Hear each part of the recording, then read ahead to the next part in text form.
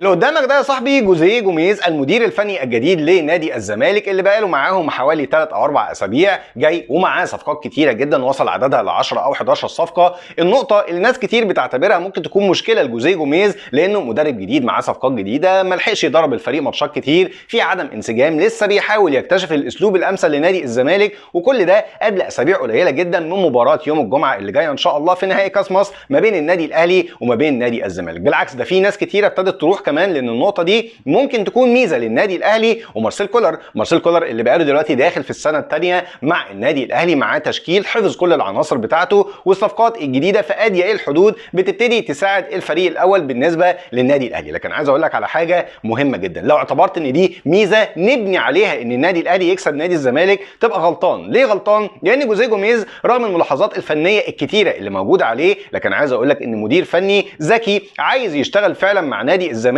وبيحاول يعوض النواقص الكتيره جدا من عدم الانسجام من الصفقات اللي بيحاول يدفع بيها واحده ورا الثانيه لمجموعه من النقط او التريكات الفنيه اللي بيحاول يعتمد عليها من ماتش للتاني محفظها للعيبه بتاعته. وعايز اقول لك وافاجئك ان التريكات دي نجح بيها نادي الزمالك انه يسجل بيها اكتر من هدف، وعملت له اسلوب واضح وصريح رغم وجود جوزيه جوميز لفتره مش طويله مع نادي الزمالك. ايه هي النقط دي وازاي هنقدر نعتبرها نقاط قوه وازاي المفروض مارسيل كولر يكون خد باله منها؟ يلا بينا بدون اي مقدمات طويله، لكن في البدايه وكالمعتاد استاذنكم الدعاء لاخواتنا من المستضعفين في الارض، اللهم انصرهم بنصر وفرج قريب. استاذنكم لا تنسوا الدعاء للوالد بالرحمه والمغفره رحمه الله عليه هو كل امواتنا جميعا. ويلا بينا بدون مقدمات طويله نخش في الموضوع على طول. جوزيه جوميز مدير فني برتغالي بيعشق خطه الاربعه 2 3 1، ومن اول مباراه ليه مع نادي الزمالك حاول ان هو يطبقها، والدليل على ان جوزيه جوميز بيحاول يجتهد مع نادي الزمالك قرر ان هو ما يدفعش بالصفقات الجديده كلها مره واحده، حاول يدفع بواحد باثنين بثلاثه عشان ما يخلش بالتشكيل الاساسي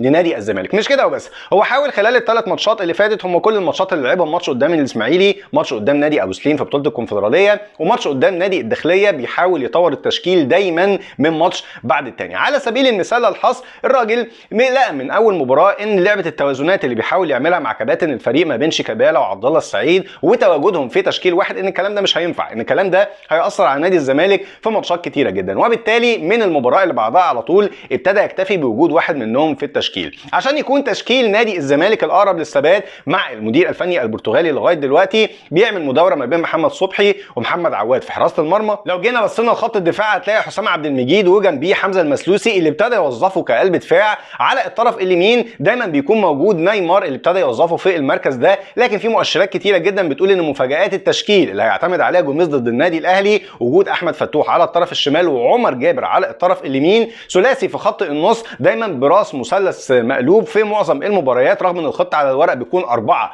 2 3 1. هو دايما انه بيكون موجود دونج كمحور ارتكاز رقم 6، قدامه اثنين متحركين وهم اللي بيغيروا شكل الخطه، عبد الله السعيد ويوسف اوباما، واثنين على الاطراف زيزو، وعلى الطرف الشمال مصطفى شلبي، وراس حربه في معظم المباريات دلوقتي هو ناصر منسي. خليني اقول لك ان مش دي بنسبه 100% التشكيله اللي هيدخل بيها جوزيه جوميز قدام النادي الاهلي، في مفاجاه تكتيكيه اتوقع ان المدير الفني البرتغالي هيحاول ان هو يلعب عليها قدام النادي الاهلي عشان يدي لنفسه افضليه، بس مش هحرقها عليك دلوقتي. وتعالى الاول نعرف نقاط القوه الخاصه فريق نادي الزمالك واللعب التكتيكيه اللي بيلعب عليها اللي بتوصله من اقرب واقصر الطرق لمرمى الفريق الخصم. اول واهم نقطه هي الكور الطويله اللي بيعتمد عليها الفريق، سواء المرسله من نص الملعب ما بين منطقه محاور الارتكاز وما بين قلوب الدفاع في المساحات اللي بتبقى فاضيه، او الكره اللي بتتلعب اللي بالطريقه دي بتكون ورا الاظهره في انصاف المساحات ما بين الاظهره وما بين قلوب الدفاع. يعني ايه؟ يعني باللقطات اللي انا بوضحها لك كده بيعتمد بشكل كبير جدا على دونجا، ورغم ان هو ما بيجيتش لعب الكره دي بيعتمد دايما على شيكابالا اللي بينزل نص الملعب او بعد نص الملعب بشويه، وجود عبد الله السعيد وهو عنده من اللعيبه بصراحه اللي في النقطه دي عندهم من الكواليتي والرؤيه اللي يقدروا يلعبوا الكور دي باتقان، بينفذوها بشكل كويس جدا، بيخلقوا منها فرص كويسه ومواقف واحد على واحد، خاصه مع وجود سرعات على الاطراف زي زيزو وزي مصطفى شلبي. الاثنين بيستغلوا الكور دي بشكل كويس، ويا سلام بقى يا سلام لو موقف زي ده اداهم موقف واحد على واحد داخل منطقه الجزاء، سواء باستغلال الكور دي بتسديد او استغلال المواقف دي ان هم يسجلوا، او يا سلام بقى لو عملت احتكاك مع مدافع فريق الخصم عشان تخلق لقطات مثيره للجدل ممكن الحكام يرجعوا فيها ويحتسبوا ضربات جزاء لنادي الزمالك. يعني هل نادي الزمالك بيعتمد على الحل ده بنسبه 100%؟ اقول لك لا، الزمالك لما بيلاقي النقطه دي مقفوله مقفول عليه في بعض مواقف المباريات باعتبارها هي السلاح الاهم بالنسبه له، يبتدي يلجا لسلاح تاني وهو اللعب على الاطراف في نقطه استغلال سرعات الاطراف واجادتهم للاختراق، والنقطه الاهم لعب الكره العرضيه سواء لناصر منسي اللي بيبقى موجود داخل منطقه الجزاء وهو مميز جدا في لعب الضربات الراسيه،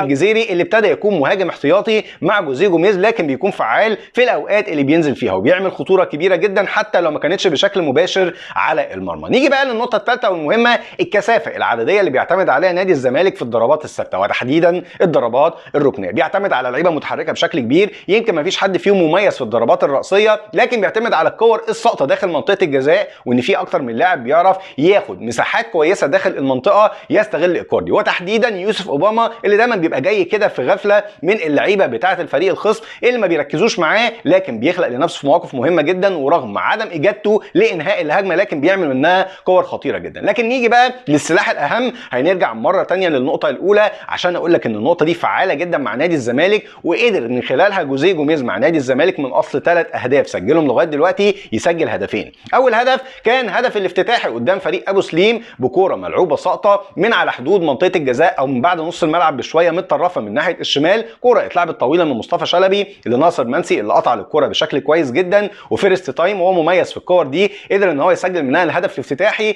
اللي رفع الضغط بشكل كبير جدا عن نادي الزمالك في الماتش ده تحديدا. لكن بعدها على طول في ماتش الداخليه ومش من باب الصدفه ان نفس الكره تتكرر وفي وقت قاتل جدا في الدقيقه 80 من عمر المباراه بكوره دونجا قدر ان هو يلعبها لعمر جابر اللي كان بيلعب في المباراه دي كظهير ايسر، اتحرك بشكل كويس جدا ورا دفاع فريق حرس ورا فريق الداخليه اللي على الرغم من تكتله داخل منطقه الجزاء لكن قرايتهم للمساحات نفعتهم جدا في الهدف ده، وكالعاده وفيرست تايم عمر جابر يسدد الكوره ويسجل هدف كان فارق جدا وادى 3 نقط لنادي الزمالك. عرفت بقى ليه بقول لك الراجل بيلعب على نقط تولاعب تكتيكيه واضحه جدا بتدي الافضليه للفريق وفي نقط كتيره جدا بتحل له ازمات، ودي نقط اتمنى طبعا ان مارسيل كولر يكون خد باله منها وابتدى يحط ايه الاساليب والسيناريوهات لقفل ايه الطرق دي. بقى نيجي للتركايه اللي ممكن جوزيه جوميز ينفذها في مباراه يوم الجمعه اللي جاي ان شاء الله. عبد الله السعيد دايما كان بيبدا مع نادي الزمالك خلال ال3 ماتشات اللي فاتت محور الارتكاز رقم 8 متطرف شويه ناحيه الشمال على اساس يعني ان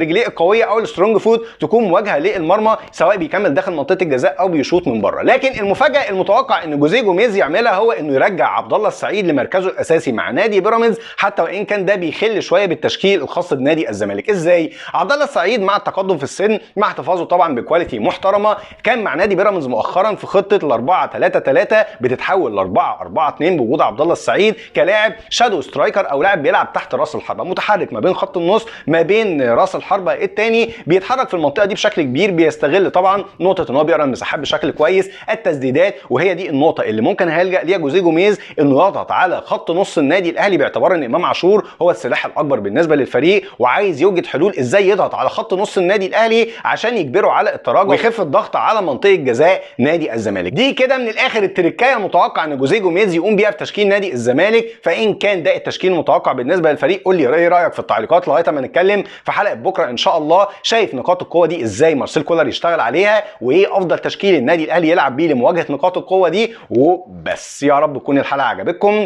استاذنكم لا تنسوا الدعاء للوالد بالرحمه والمغفره رحمه الله عليه هو كل امواتنا جميعا، واشوفكم على خير في حلقه جديده بكره بامر الله تعالى. شكرا لكم ودمتم بخير والسلام عليكم ورحمه الله.